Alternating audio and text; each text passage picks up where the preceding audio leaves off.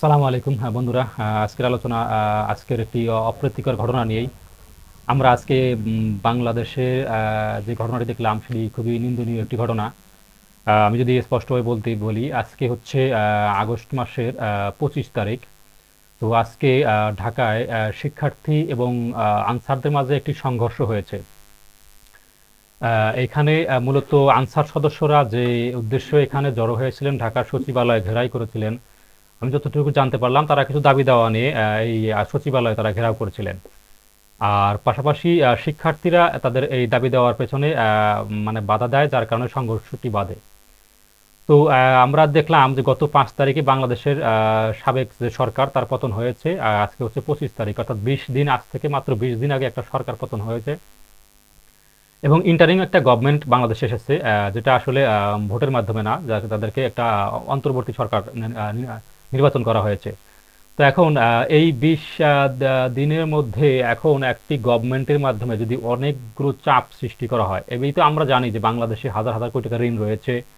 দলীয় সব প্রশাসন ভেঙে ফেলা হয়েছিল। আমরা সরকার পতনের পর দেখেছি পুলিশ বাহিনী কিভাবে ভেঙে পড়েছিল, নিরাপত্তা একদম ভেঙে পড়েছিল, পুলিশ বাহিনী তাদের কর্ম থেকে পালিয়ে যেতে বাধ্য হয়েছে।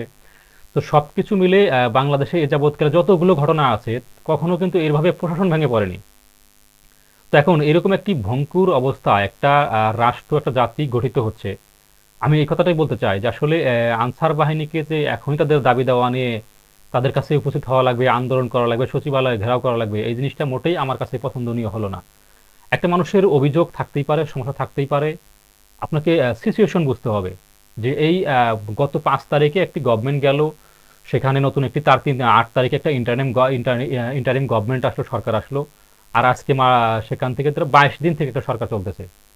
এখন সেইখানে সচিবালয় ঘেরাও করে তাদের দাবি নিয়ে যাওয়া, এটা কি আহামরি একটা রাষ্ট্র পরিচালনা কি এত সোজা বা এত সহজ? বা এখানে কি এমন কোনো সমস্যা নাই, এরকম একটা জিনিস? এখানে কত ক্রাইসিস, কত আমরা দেখেছি যে এই বিগত 15 বছরে যে সরকার ক্ষমতা ছিল, আওয়ামী লীগ সরকার, তারা প্রত্যেকটি মেম্বার বলেন, চেয়ারম্যান বলেন, উপজেলা চেয়ারম্যান বলেন, জেলা চেয়ারম্যান বলেন, পৌরসভা বলেন, বা হচ্ছে যে সিটি কর্পোরেশন বলেন, যতগুলো সেক্টর আছে, পুলিশ বাহিনী বলেন, আমরা দেখেছি যে প্রত্যেকটা সেক্টর দলীয়করণ করা হয়েছে। তো এখন এই সবগুলা জিনিস সমাধান করে আবার মানুষের ভোটাধিকার প্রয়োগ করা, আমি নিজে দেখেছি মানুষকে 100-র উপরে ভোট দিতে দেখছি। আমি আমি নিজে দেখেছি যারা মানুষ আইসা আমাদের বলছে যে আমি আজকে 70টা ভোট দিলাম, 100টা ভোট দিলাম। কল্পনা করতে পারেন এটা কত নিচু লেভেলে গিয়েছিল আমাদের রাষ্ট্রটা। সেইখান থেকে আমরা একটা কাম ব্যাক করছি, সেখান থেকে আমরা ফিরে আসার চেষ্টা করছি, সেখান থেকে আমরা ন্যায় বিচার ভিত্তিক একটি সমাজ যাওয়ার চেষ্টা করছি।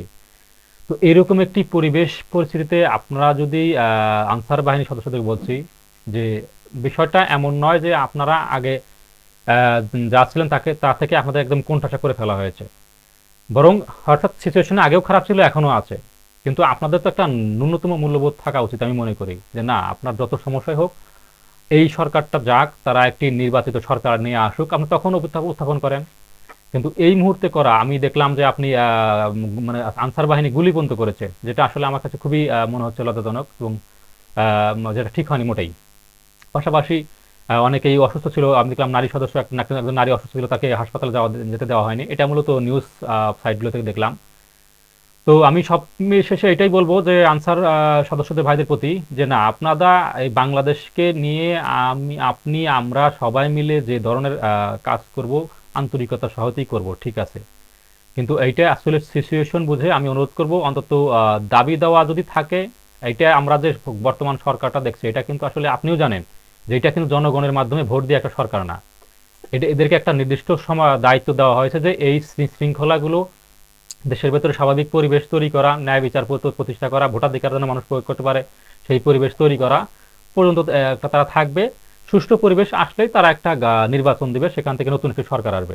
তো আপনার দাবি দেওয়াগুলো কি তখন উত্থাপন করতে পারতেন না? এই মানে এই মাত্র 22 দিনের মাথায় একটা সরকার চলছে, এখানে এসে করতে হবে?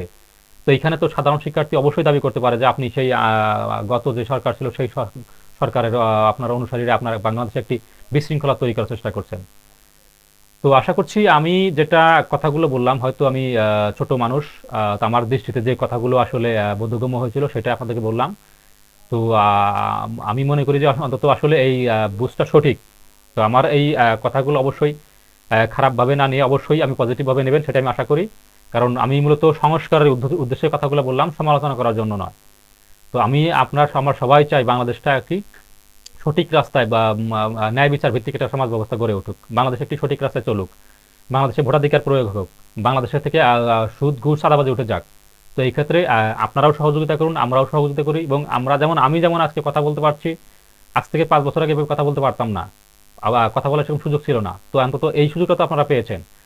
তো আপনাদের দাবি নিয়ে সরকারের কাছে যাবেন, এটা আমরাও ওয়েলকাম জানাই, কিন্তু অন্তত এই মুহূর্তে না। প্লিজ একটু থামুন, সময় আছে, সে সময় আপনারা আসেন। তো আজকে এই পর্যন্তই, কথা হবে পরবর্তী কোনো এপিসোডে। আল্লাহ হাফেজ।